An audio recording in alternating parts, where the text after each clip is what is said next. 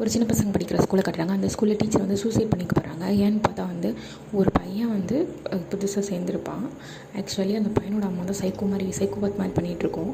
டீச்சருக்கு ஃபோன் பண்ணி என் பையனை இது பண்ணாதீங்க, அதை சொல்லாதீங்க, கரெக்டாக இருன்னு சொல்லாதீங்க, மிஸ்டேக் பண்ணேன்னு சொல்லாதீங்க, என் பையன் ஹர்ட் ஆகிடுவான். அப்புறம் புரியுது எப்படி ஒரு குழந்தைய எப்படி ட்ரீட் பண்ணுவாங்க. அப்புறம் அவங்க இத்தனைக்கும் ரொம்ப ஹம்புளாகவும் எடுத்து சொல்லி தான் புரிய வைப்பாங்க. ஆனால் அவங்க அம்மா வந்து பைத்தியம் மாதிரி பண்ணிகிட்ருக்கோம். ஃபோனு மெசேஜ் அந்த டீச்சரை போட்டு தொல்லை பண்ணி எடுத்துருவாங்க. அவங்க சூசைட் பண்ணுற அளவுக்கே போயிடுவாங்க.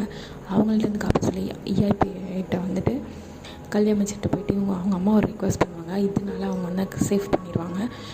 இவர் வந்து பழிவாங்கிறதுக்காக நம்ம இன்ஸ்பெக்டர் போயிட்டு மெசேஜ் பண்ணிகிட்டே இருப்பார். கடுப்பாகி அவங்க ஹஸ்பண்டை வச்சு அடிக்க வர மாதிரி போயிடுவாங்க அவங்கள, அந்த டீச்சரை. உடனே இவர் தட்டி கேட்கறதுக்காக போய் இவர் எல்லாமே ஹஸ்பண்டை வச்சு அடித்து மிரட்டிட்டு போயிட்டு செம்மையாக இருக்கும் இந்த எபிசோடு. கடைசியில் அந்த டீச்சர் தான் வந்துட்டு நிரபராதினும் அவங்க அம்மா வந்து ஸ்கூலே இது பண்ணுறதுக்காகலாம் போயிடும். கடைசியில் இவங்க தான் வந்து ப்ரூவ் பண்ணிடுவாங்க அந்த டீச்சர் தான் நிரபராதினும். அவங்க அம்மா வந்துட்டு இந்த மாதிரி தேவையில்லாமல் சைக்கோபாத் மாதிரி நடந்துக்கிட்டாங்கன்னு சொல்லி அவங்கள ஜெயில் தண்டனை கொடுத்துருவாங்க.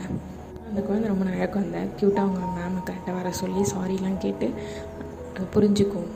நெக்ஸ்ட் வந்து ஒரு ஸ்கூல் பசங்க நடக்கிற ட்ரக்ஸை கட்டுறாங்க. அந்த ட்ரக்ஸ் விற்கிறாங்க அந்த பசங்க. பிள்ளைங்கள்லாம் மிரட்டி ஒரு பொண்ணை மிரட்டி ரொம்ப அந்த பொண்ணு டார்ச்சர் பண்ணி அவளை ட்ரக்ஸ் விற்க சொல்லியிருப்பாங்க. எல்லா பசங்களும் இந்த மாதிரி தான் பிளாக்மெயில் பண்ணுவாங்க. மைனர் ஸ்டூடெண்ட்டுன்றனால ரிப்போர்ட் எதுவும் பண்ண முடியாது அப்படின்றதுக்காக கடைசியில் அவனைங்களையும் கண்டுபிடிச்சி ஜெயிலில் போட்டு கடைசியில் அவங்க அப்பா அம்மா கிட்ட சொன்னால் அவங்க அப்பா அம்மா வந்துட்டு இல்லை அப்படின்னு சொல்லி அவங்க பசங்களை தான் சப்போர்ட் பண்ணுவாங்க.